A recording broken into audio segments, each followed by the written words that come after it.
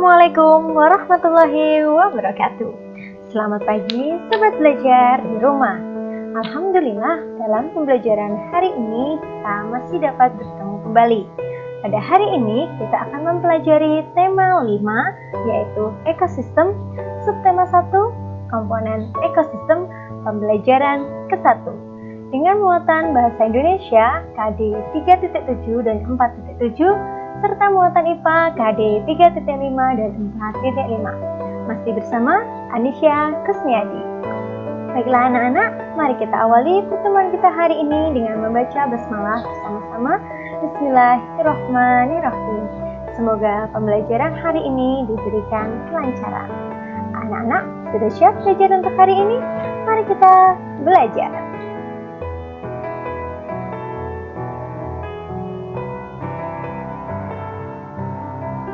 Kita tinggal dalam suatu lingkungan.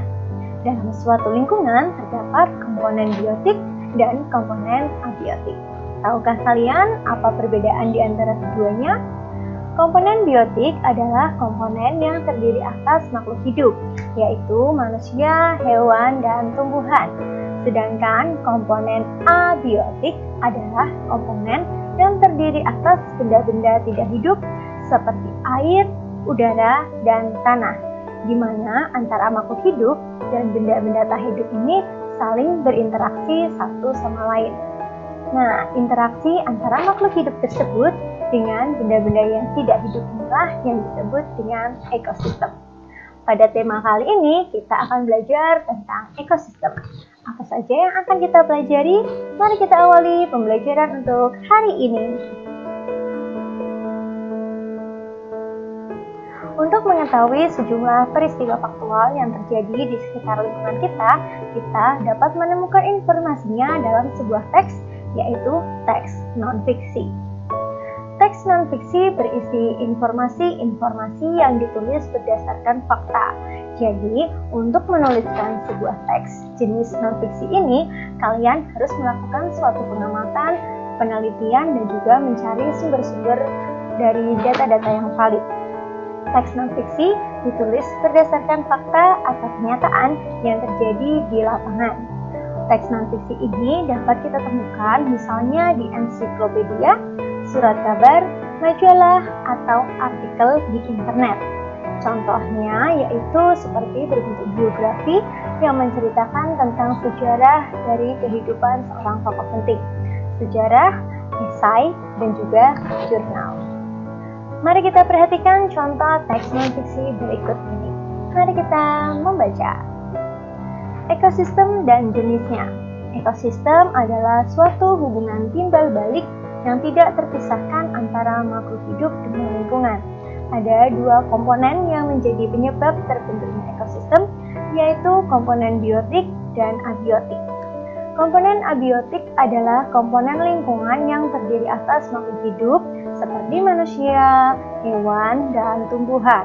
Sementara itu, komponen abiotik adalah komponen lingkungan yang terdiri atas benda-benda tak hidup, misalnya air, udara, tanah, dan sinar matahari. Berdasarkan cara terbentuknya, ekosistem dibedakan menjadi dua jenis, yaitu ekosistem alami dan ekosistem buatan. Ekosistem alami adalah ekosistem yang terjadi atau dibuat oleh alam. Peran ekosistem alami adalah untuk menjaga keseimbangan berbagai ekosistem di sekitarnya. Ekosistem alami masih terbagi lagi menjadi ekosistem air, yaitu air asin dan air tawar, serta ekosistem darat yang terdiri atas ekosistem hutan, padang pasir, padang rumput, taiga, dan tundra. Sementara itu, ekosistem buatan adalah ekosistem yang dibuat atau terjadi karena campur tangan manusia. Peran ekosistem buatan adalah untuk melengkapi atau menjaga keseimbangan ekosistem alami. Contoh ekosistem buatan adalah suaka margasatwa dan kebun raya. Nah, anak-anak, teks non-fiksi adalah salah satu jenis teks yang ditulis berdasarkan fakta atau kenyataan. Untuk menemukan informasi-informasi dalam teks non-fiksi ini, maka kalian harus membaca teks tersebut dengan seksama.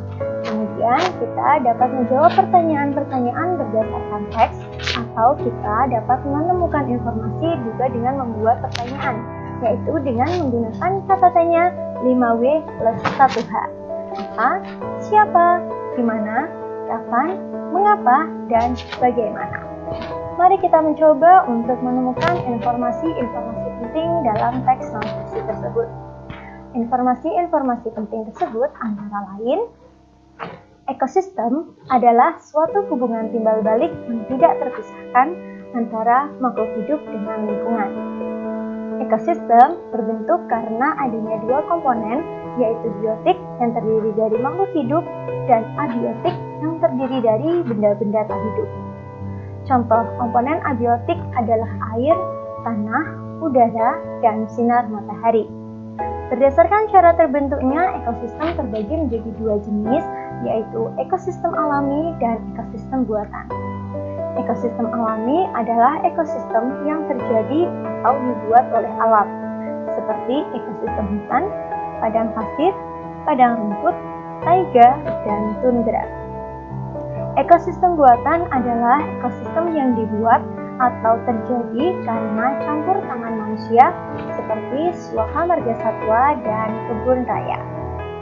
Informasi-informasi dalam suatu teks dapat disajikan dalam berbagai bentuk, antara lain dalam bentuk kalimat seperti yang kita tampilkan pada slide sebelumnya, paragraf, tabel, atau peta pikiran. Peta pikiran atau mind map merupakan cara mencatat kreatif dan efektif yang disajikan dengan ringkas. Peta pikiran biasanya disajikan dalam bentuk cabang seperti pohon. Lalu, bagaimana cara kita menguraikan informasi penting dalam bentuk diagram pohon? Diawali dengan 1. Menentukan ide pokok dari setiap paragraf pada teks. Ide pokok merupakan inti atau dasar permasalahan dalam suatu teks. Untuk menemukan ide pokok, maka kita awali dengan membaca teks secara keseluruhan dan kita akan menemukan kalimat utama dalam setiap paragraf tersebut. Dari kalimat utama inilah kita dapat menemukan yang disebut dengan ide pokok. Dari teks yang sudah kita baca pada paragraf pertama, ide pokoknya yaitu tentang pengertian ekosistem dan komponen-komponen dalam ekosistem. Sedangkan pada paragraf yang kedua, yaitu jenis-jenis ekosistem. Setelah kita menentukan ide pokok dalam setiap paragraf tersebut, selanjutnya langkah yang kedua adalah membuat daftar pertanyaan dengan menggunakan kata tanya. Misalnya kita dapat menemukan pertanyaan yaitu apa pengertian ekosistem, apa saja komponen-komponen dalam ekosistem, apa saja jenis-jenis ekosistem. Dan langkah yang ketiga adalah menuliskan ide pokok dan jawaban dari pertanyaan dalam bentuk peta pikiran atau mind map, yaitu akan disajikan dalam bentuk cabang seperti berikut ini.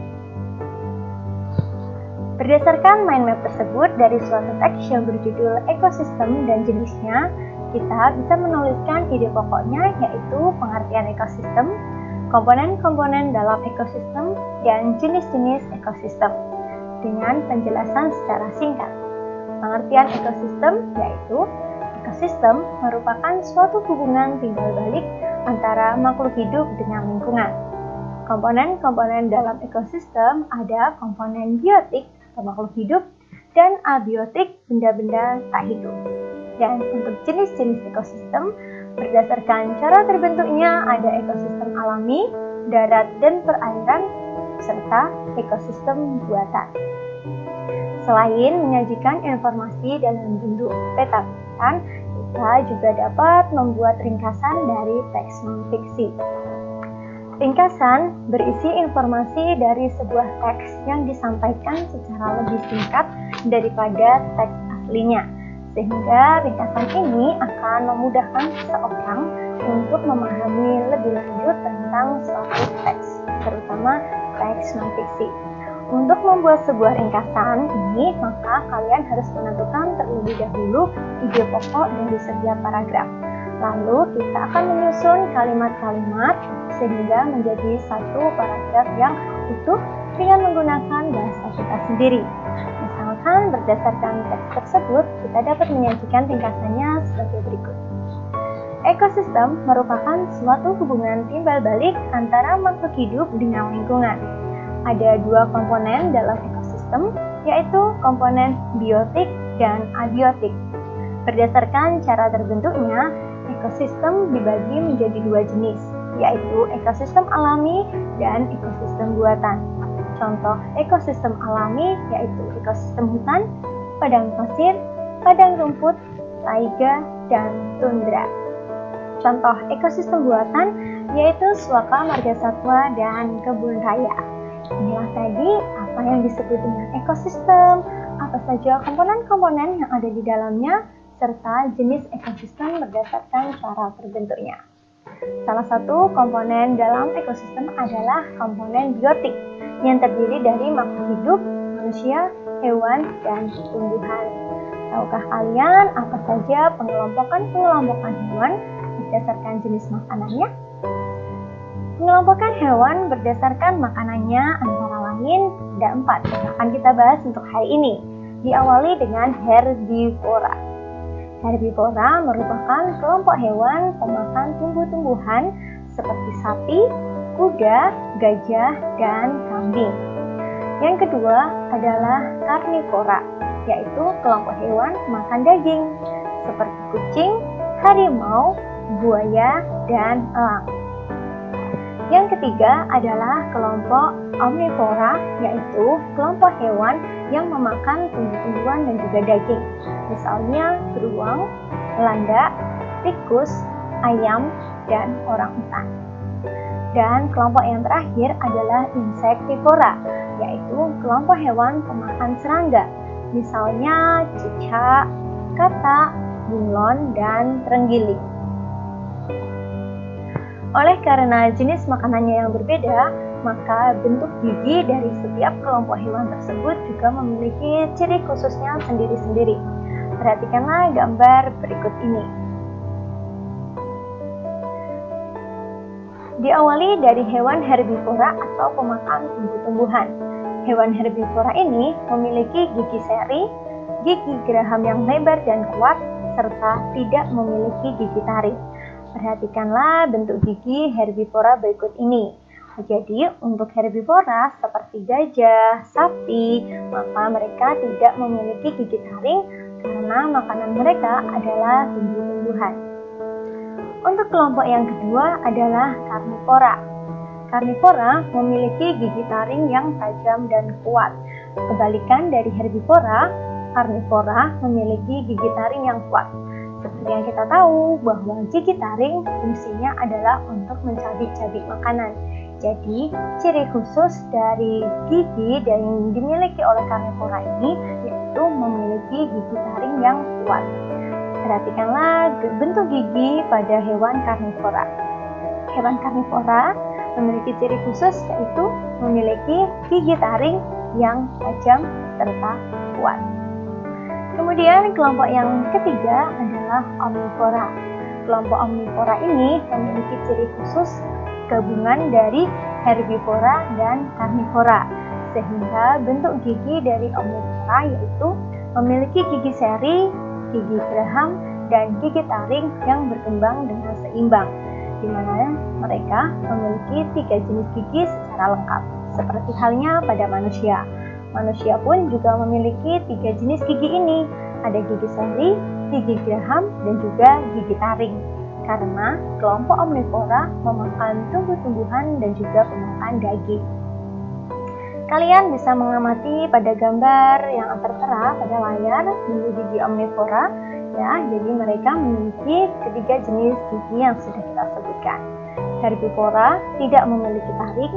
Karnivora memiliki gigi taring yang sangat kuat, sedangkan omnivora memiliki ketiga jenis gigi ini, di mana untuk gigi taringnya yaitu berkembang dengan seimbang.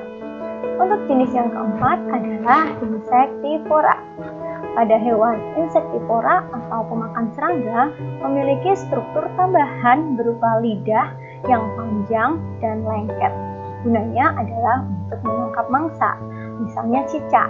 Ketika cicak sedang menangkap nyamuk, maka dia akan menjulurkan lidahnya yang panjang serta lengket, sehingga serangga yang sudah sampai di lidah dari hewan-hewan insektivora ini akan terperangkap pada lidahnya. Inilah yang menjadi mangsa dari hewan insektivora. Berikutnya adalah bentuk adaptasi mulut serangga, misalnya pada belalang dengan bentuk mulut pengunyah, karena belalang sering sekali untuk makanannya adalah daun. Kemudian bentuk mulut penghisap pada kupu-kupu yaitu untuk menghisap nektar. Dan bentuk mulut penjilat pada lalat serta nyamuk memiliki bentuk mulut yaitu dengan tipe penusuk dan pemisap. Jadi setiap hewan akan memiliki bentuk mulut sendiri-sendiri berdasarkan jenis makanannya. Begitu pula untuk hewan pemakan serangga, pemakan segalanya, pemakan tumbuhan, pemakan daging, dan juga yang terakhir adalah bentuk adaptasi dari hewan serangga. Baiklah anak-anak, inilah tadi materi pembelajaran kita untuk hari ini. Sebelum kita mengakhiri pembelajaran kita hari ini, berikut adalah materi soal kita pada hari ini, yaitu untuk muatan bahasa Indonesia KD 3.7 dan 4.7, kalian dapat mengerjakan pada buku petik 5E kalian, yaitu pada halaman 8 nomor 3 tentang peta pikiran dari suatu teks yang berjudul Peran Hiu bagi Ekosistem Laut. Dan juga pada halaman 9 nomor 4 membuat ringkasan dari suatu teks yang sama seperti nomor 3. Kemudian pada muatan IPA KD 3.5 dan 4.5 kalian dapat mengerjakan halaman 12 nomor 1 tentang jenis komponen pada ekosistem, halaman 12 nomor 2 tentang jenis ekosistem berdasarkan proses terbentuknya, dan juga halaman 12 sampai 13 nomor 3 mengenai pengelompokan hewan berdasarkan makanannya. Kita akhiri pertemuan untuk hari ini dengan membaca hamdalah bersama-sama. Alhamdulillahirabbil alamin. Semoga apa yang kita pelajari pada hari ini dapat memberikan manfaat untuk kita semua. Serta dengan bertambahnya ilmu, maka bertambah pula peran kita untuk masyarakat yang ada di sekitar kita. Baiklah anak-anak, mari kita akhiri pertemuan kita untuk hari ini. Selamat belajar dan senantiasa jaga kesehatan kalian. Berjumpa lagi pada pembelajaran kita esok hari. Assalamualaikum warahmatullahi wabarakatuh.